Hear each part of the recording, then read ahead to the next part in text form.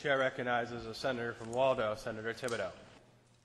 Thank you, Mr. President. I wanted to tell you about an interesting exchange I had the other day.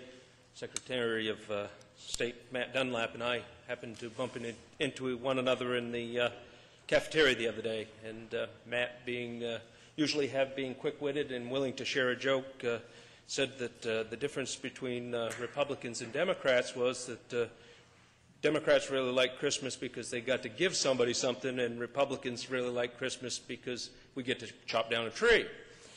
I thought that was pretty witty. My comeback to Matt was, well, Mr. Secretary, I think really the difference is Democrats are able to give somebody something. They always want to do something nice for somebody. Republicans are always trying to figure out a way to pay for it. Herein lies probably the difference in what we're discussing here today.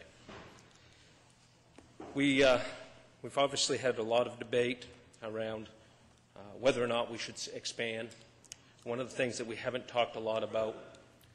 Chair recognizes a senator from Aroostook, Senator Jackson. I'm just curious if that might be a disparaging remark. The member may proceed.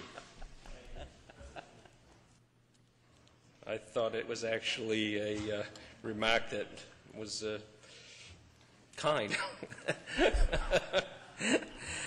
Mr. President, we've had a lot of debate about whether or not we should expand Medicaid or not, and obviously both parties don't agree on that. But there's one thing that we haven't talked a lot about, and that's getting the hospitals paid, and the importance of making sure that that happens. And I'm a bit confused. I mean, obviously, I think that we all know the outcome of the vote that we're going to take very shortly, but I don't understand the path to getting the hospitals paid. That's what's confusing to me. I don't, not that it's incumbent upon the majority party to share their strategy with me, but I don't see how this gets our hospitals paid, because we all know the ultimate outcome of our actions here today. I think that's unfortunate because payment to the hospitals has to be very high on the 126 Maine legislature's list of things to accomplish. We need to make sure that this happens. You know, we've had a lot of comments about whether or not that's going to affect our credit rating. I have before me a couple of documents, one from Moody's credit rating. It says the negative outlook that reflects Maine's reoccurring challenges on the spending side of its budget, primarily in the Department of Health and Human Services.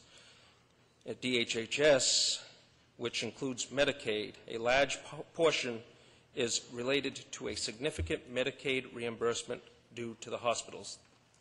That is a major issue when it comes to Maine's credit rating. We need to get our hospitals paid. Again, Standard & Poor's, May 21st, 2013, under Outlook, it says the state faces continuing budget challenges, particularly in the area of Medicaid.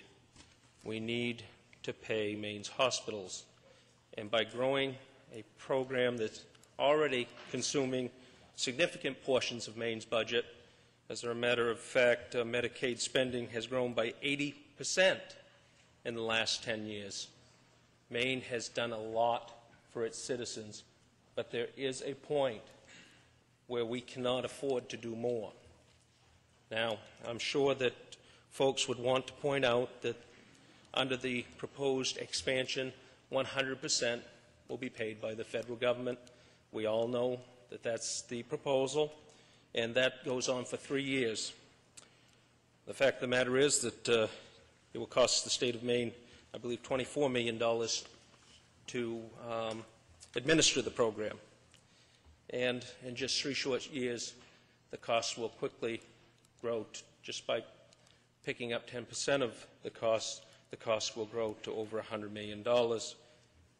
You know, I had a friend once that said he was really broke. He didn't have a lot of money, and he said, you know, if they were selling riverboats for $1, I'd have to run up and down the riverbank saying, ain't that cheap, ain't that cheap. Ladies and gentlemen, I think Maine needs to consider whether or not we have the resources to do any of these things, both in the short term and long term. The unfortunate part is that this really wasn't debated in the committee that sent us this bill. We never had that opportunity to debate that. Veterans and Legal Affairs is not necessarily the committee of expertise. No insult intended, but they typically are known as the Booze and Gambling Committee. Sorry. Didn't mean that as disparaging, but that is a lot of the issues that they deal with, not Health and Human Services. Very different committee. Senator Burns had mentioned we have 3,100 disabled people in the state of Maine that are on these waiting lists. I know that folks have wanted to point out that there are people waiting for Medicaid coverage. I want to assure you that there's a young lady in Freedom, Maine, who I see her dad on a regular basis in and around Waldo County, who is on this waiting list that I'm referring to. She has been for several years. I don't know how I explain to her dad that I have created a new priority for the state of Maine to cover able-bodied adults while his daughter continues to wait. There is a waiting line. So, I know the hour is getting late. I just wanted to make sure that I got an opportunity to quote some of our Democratic colleagues from other states. That is usually a popular thing to do here. The West Virginia Governor, Earl Ray Tomlin, a Democrat, said, quote, "We must be careful to watch federal efforts. If the program becomes unsustainable, particularly after 3 years, or the federal government changes its promises for funding allocations, we must be prepared to take action to protect our state." Ladies and gentlemen, I think that's a recognition that our government, our federal government, is facing some of the toughest financial times in modern history. And for us to pretend that there isn't that possibility in some of our estimations, even the probability that them adjustments may have to be made, would be very short-sighted.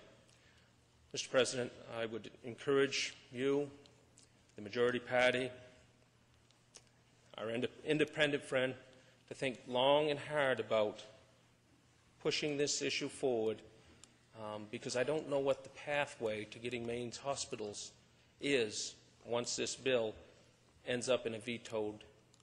I shouldn't say that. I'm sorry. I apologize. If this bill ends up in a situation where it doesn't become law, I'm not sure how we get Maine's hospitals paid. Thank you, Mr. President. The chair